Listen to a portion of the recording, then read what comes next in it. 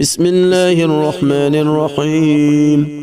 وإذا ضربتم في الأرض فليس عليكم جناح أن تقصروا من الصلاة إن خفتم أن يفتنكم الذين كفروا إن الكافرين كانوا لكم عدوا مبينا.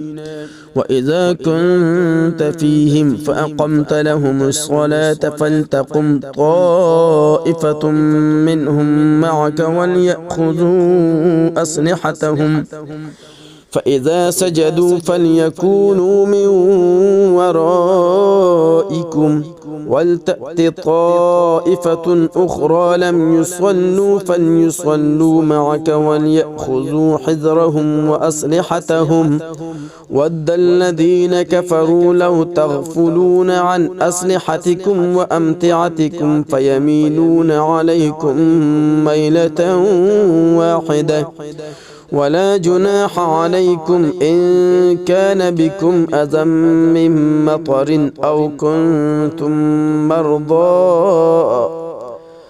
كنتم مرضى أن تضعوا أسلحتكم وخذوا حذركم إن الله أعد للكافرين عذابا مهينا.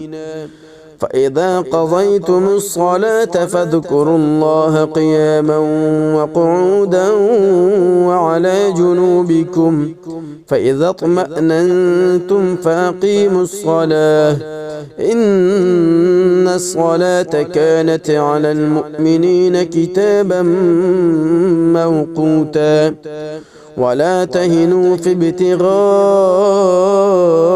قوم إن تكونوا تألمون فإنهم يألمون كما تألمون وترجون من الله ما لا يرجون وكان الله عليما حكيما.